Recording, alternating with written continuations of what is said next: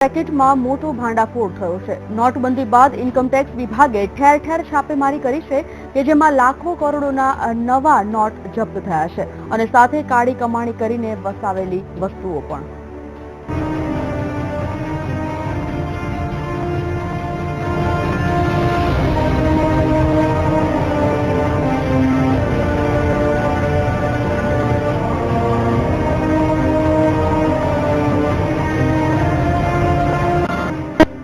ભ્રષ્ટાચાર અને કાળા નાણાંના વિરોધમાં સરકારે 8મી નવેમ્બરે નોટબંધીનું એલાન કર્યું અને સાથે જ 500 ને 1000ની નોટ પર પ્રતિબંધ મૂકી દીધો। એટલે કે 500 ને 1000ની નોટ સરકારે ભ્રષ્ટાચારીઓ માટે માત્ર કાગળના ટુકડા જ બનાવી દીધા। તેનાથી સામાન્ય વ્યક્તિને બેંકની લાઇનમાં ઊભા રહેવા સિવાય બીજી કોઈ અસર ન થઈ, પણ કાળા નાણાંના કુબેરો ચોક્કસથી ફસાઈ ગયા। 500 ને 1000ની નોટ બંધ થયા બાદ કાળું નાણું રાખવાવાળા લોકો પર સકંજો તેજ કસાયો છે। તેને જ લઈને દેશના તમામ શહેરોમાં મોટું એક્શન જોવા મળી રહ્યું। ઇન્કમટેક્સ ડિપાર્ટમેન્ટના અધિકારીઓ જુદા જુદા સ્થળે રેડ કરી રહ્યા છે।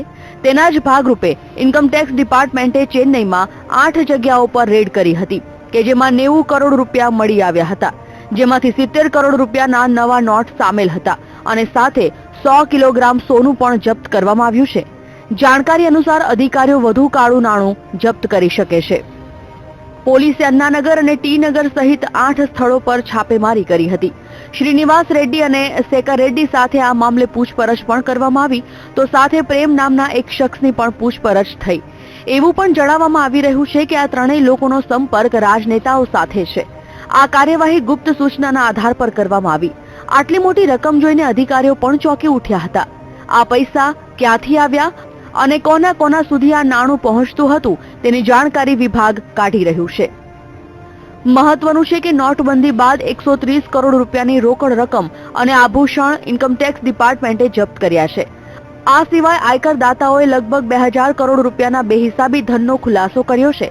ઇન્કમટેક્સ વિભાગે લગભગ 30 મામલા ઈડી અને સીબીઆઈને તપાસ માટે સોંપ્યા છે। ત્યારે હવે કેટલું કાળું નાણું બહાર આવે છે અને કેટલા કાળા નાણાંના કુબેરોનો પર્દાફાશ થાય છે તે જોવું રહ્યું।